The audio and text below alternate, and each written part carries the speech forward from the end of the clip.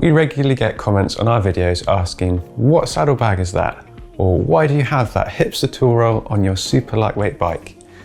Well, it got me thinking, what do we, as expert bike testers at BikeRadar, actually carry with us on our rides? It's fair to say we all have a few essentials that we like to take with us, whether that's on a ride across a whole country or just a quick lunchtime spin. I always carry with me a tubeless valve, for example, but more on that later. Before I hand over to Jack, who is going to show you the contents of his hipster tool roll, don't forget to subscribe for more great videos and check out our community section on the channel. Oh, and keep watching to find out why I keep a tubeless valve with me. Thank you, Felix. What a generous introduction. Now, I've been using a saddle roll as opposed to a saddlebag for many years now, and weirdly, it's one of the things you all seem quite interested in. So I'm going to talk you through what goes into this little puppy. The roll itself was made by a small brand called Big X Top, who sadly are no longer making bags. However, it's just a very, very simple flat lay roll which cinches up with this nice little buckle. I prefer a saddle roll to a saddle bag, as when it's cinched up nice and tight beneath your saddle, nothing rattles out of place, and I think they look kind of cool. Within it though, is a carefully curated selection of my most essential items. To start, we have a set of Pedro's tyre levers. There are no other tyre levers worth talking about, in my opinion. They really are the best. They're super sturdy and double up as a handy utensil for noshing on trailside snacks, should you so desire. I also have a bog standard puncture repair kit, which is wrapped up inside a little cling film pouch. Reason being is the little boxes they tend to come in, they rattle inside and it drives me bananas. We also just have a standard 700C kind of 28mm plus tube with a nice long valve. I don't run any tyres smaller than 28mm wide, and at a stretch this will even work with gravel tyres.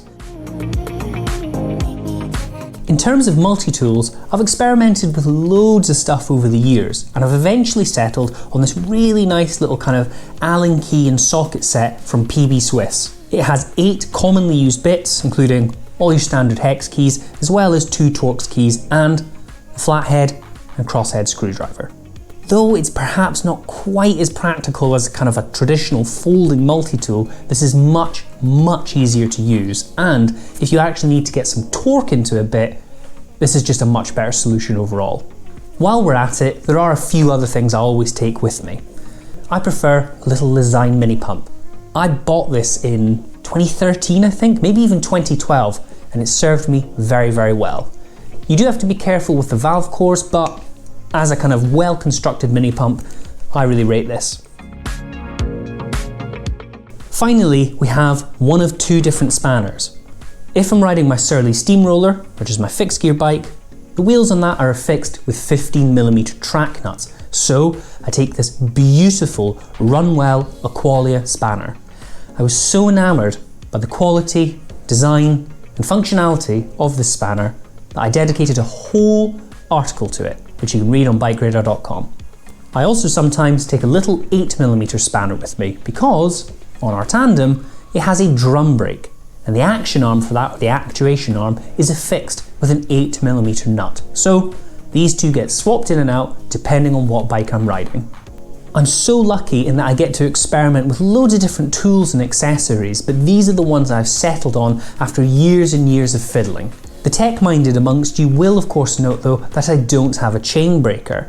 It is actually a bit of an omission within my toolkit. And if you have any recommendations for a kind of separate, very small chain breaker that perhaps you can operate with an Allen key, let me know your recommendations in the comments.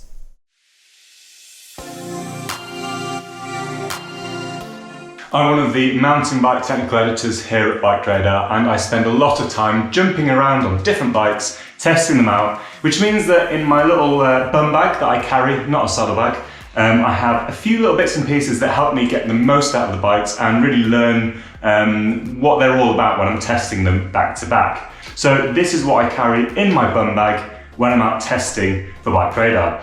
First off, I have this little Bergsmann Zaku Zammer. It's basically a tiny little shock pump. Bigger shock pumps are more useful, especially if they've got a dial on them to read the pressure. But if I'm just out and about for a quick lap, this little one fits nicely in my bum bag. You can't tell what pressure you're putting into your shock or your fork, but you can make those little adjustments just to make sure you're getting the best performance out of the bike. Then when I'm back at the van or back home, I can check the pressures, make sure I'm running sort of suitable kind of pressures in the shocks. So that's the first item. Second item is this digital pressure gauge from Toe Peak. It's really important to make sure you're getting the tyres at the right pressure, means you get the best performance possible out of them. And so carrying a pressure gauge with you lets you ensure that you're getting the best performance and also kind of find out what's happening with the bike. You know, does it feel a bit funny? Well, if I'm running slightly too much pressure, maybe that's why, or too little pressure. It also means that that setup process at the start of a ride is a little bit quicker and a little bit easier and a little bit maybe more reliable than some of the other pumps I might use on a day-to-day basis just to get air into the tyres. So I carry this with me most of the time. And finally, in my bum bag, you do sometimes get tired, so I've quite often got a packet of Cliff Shot Locks in their ginger ale flavour, which is delicious. But actually my snack of choice are the Cliff nut butter filled bars. They do a couple of different flavours and I just can't eat them enough. Unfortunately, I've eaten them all, so I don't have any in my house anymore. I thought I'd quickly show you the things I carry on the bike to make sure that I don't get stranded. So we'll start at the front. Here in the bars is the Muck-Off Stealth Tubeless Repair Kit. So one end's got a blade in it, the other end's got the little fork and the thing to make the hole properly sized if you do get a puncture. And it'll carry some tubeless repair gunk things. And below that, I've got the 1UP EDC pump / tool. So it's 100cc volume in the pump, so it gets tyres up to pressure nice and quick. And then in here is a multi-tool and a chain tool and some, well, like a link pliers and some spare chain links, and that's all held very nicely in there. And then here we have a 76 Projects Little Piggy, which is a nicely 3D printed tool caddy, which bolts into the frame, nice and smart. And there I hold a big downhill spec tube because this is a bike that likes to get rowdy. So you might as well put a big tube on there if you're going to get a puncture. And a Lezyne big tyre lever. So yeah, that's what I carry on the bike. That bum bag is what I carry when I'm out testing. And hopefully that's given you a few ideas or a little bit of an insight into what I carry when I'm out riding on my mountain bikes. The contents of my saddlebag are fairly typical, to be honest. Things like a spare tube, tyre levers, a multi-tool, maybe a tubeless repair kit if I'm running tubeless tyres. It's not actually that interesting. So instead, I'm going to tell you about a couple of essentials that, while they don't fit in my saddlebag, I take with me on every ride. My first essential is this Lezyne pressure drive mini pump. I've had this pump for absolutely years now, and it works just as well as it did when it was brand new. It has an all metal construction, which means it's extremely durable, and despite its small size and low weight, it's fairly easy to get a typical road tyre pumped up to a decent pressure when you're standing out on the side of the road. It's had to put up with a lot of use and abuse over the years, but I really love it and I genuinely take it on every single ride. My second essential is my Rapha Pro Team lightweight shadow jacket. As someone who suffers a lot in the cold, I always like to carry an extra layer with me on any day when the weather isn't at all perfect. Now, I've used plenty of packable jackets over the years, but in my opinion, this is one of the best. As I said in my full review for BikeRadar.com, this jacket provides excellent protection from the elements with really good breathability, and it's still very packable. Thanks to the stretchy shadow fabric, the fit is also great, and it's much more racy and close fitting than the majority of other packable jackets that I've tried in the past. Of course, being made by Rapha, it isn't cheap, but I love the design and I really like the colour, and this is something I take with me on practically every single ride these days, so in that sense, I don't think it offers that bad value. So, what do I carry in my saddle pack? Well, actually I use more than one type of saddle pack because I ride all different types of bike. Aside from those though, there are some essentials that I always carry with me, always on, pretty much on my person. Tend to carry on with this. This is a little Spare Cycle waterproof pack. These are great because you can buy multiples and clip them together, make a bigger one. So my phone's always in there, my keys, or my card or whatever. But then these essentials, a little cable lock, nice and simple, nice and neat. Great if you're stopping somewhere quickly for a coffee, or to, you know, nip into a shop to grab something quick bite to eat or whatever. As long as your bike's in plain sight, this is just a little immobiliser, but it just gives you that little bit of security, better than just leaving your bike standing around. On from that, always carry some decent food rather than just energy food. Really recommend these. This is Torx Explore Flapjack. It is an energy food, but it doesn't taste like it. It just tastes like a really good homemade flapjack, particularly like the organic banana cake flavour I've got here. On from that, absolute essential, valve extenders.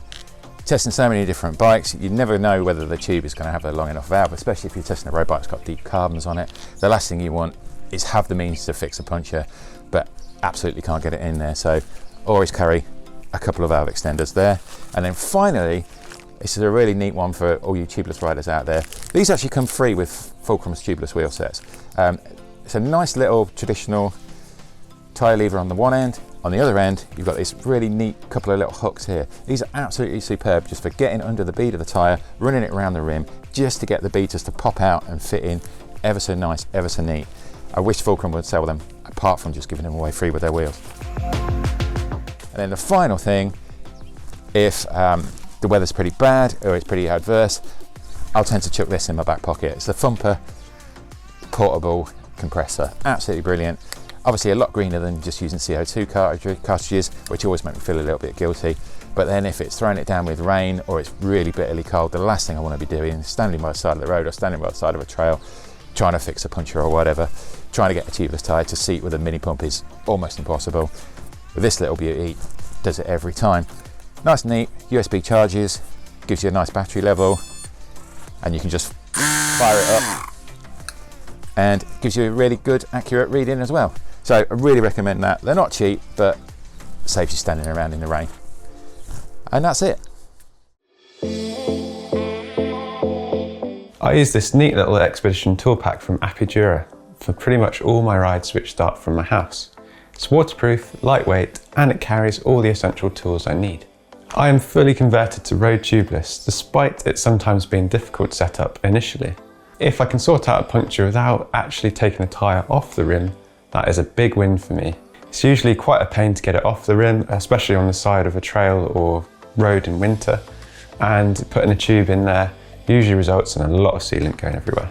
I like to be self-sufficient on my rides, and to ride without a spare tube might seem like a bad idea to some of you, but I bring with me a few key items to make sure I can keep riding even if the tubeless system fails. Firstly, I carry with me a 60ml bottle of stand sealant in case a puncture doesn't quite seal properly. This can happen especially if your sealant is a bit old. I also like how the little nozzle on the top sits inside the valve when you've removed the core. I also have this little NV valve core remover which threads onto the valve, so it's always there if I need it. If the puncture still doesn't seal, I use the Stan's Dart tyre plug to block the hole.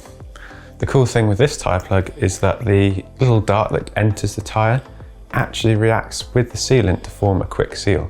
And finally, on the tubeless setup, I always carry with me a spare tubeless valve, because after all that puncture prevention, a dodgy valve could still break, rendering all your hard work and investment useless. You might have also noticed the tool rail has a light attachment point on it. I like this as it keeps the seat post clear of light mounts which always seem to scratch the seat post, and it just looks nice and neat. I carry all the usual spares on my rides. I've got the boring stuff like a pump, a spare inner tube, maybe even a tubeless repair kit, but there are three things that I like to take on rides, one of which is very winter specific.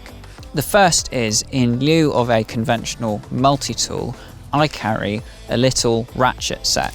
This is the Topeak Ratchet Rocket Light set, which has a series of different bits and a really neat little ratcheting handle rather than a conventional Swiss Army knife style multi-tool. The reason I like this little tool is that you get a tremendous amount of leverage, and it's very easy to tighten bolts that are difficult to access. For example, if you are tightening up a bottle cage bolt, you can just ratchet it back and forth rather than awkwardly trying to work with a multi-tool in a space where there just isn't room. I also keep in here, incidentally, a spare tyre lever and a speed play cleat spring, because when I'm riding road bikes I usually ride speed plays, and just occasionally the spring breaks, and that's really annoying if that happens. Next up, let's talk food. Now, energy products are fine if you're competing, so gels and energy bars and stuff, because they're a really efficient way to get energy into your body. But I'm not normally competing, in fact almost never, so I like to eat real food when I'm riding a bike. Two of my favourites at the moment are hula hoops. I do like the salt and vinegar flavour as well, these are just the originals, and oat cakes. These are nice wholesome filling foods that are just very satisfying to eat, and the crisps are particularly good because when you're sweating a bit, you've got something to replace the salt that you're losing. Finally, the most important thing for winter riding for me now is to have a hot drink with me. This is particularly relevant at the moment. We're in a lockdown at the moment in the UK, so cafes aren't open. But to be honest, I've never been a great fan of stopping at a cafe in winter anyway, because when you start riding again, it's always absolutely freezing. So instead, I carry a cup of coffee on my bike, and that means I can roll to a halt in the forest when I'm riding a gravel bike, listen to the birds singing, and drink a lovely cup of home-brewed coffee. Delicious. I know some of you fetishize suffering on your bicycle, but for me, I'm all about the creature comforts when I'm out riding, so things like hot drinks and food are very important to me. So, those are our picks. Do you think we missed any riding essentials? Are you a roadie minimalist who won't do anything more than fill a jersey pocket, or do you like to ride draped in rucksacks and luggage? Let us know your thoughts in the comments. Don't forget to like and subscribe, and please hit that little bell icon so you get notified every time we upload a video.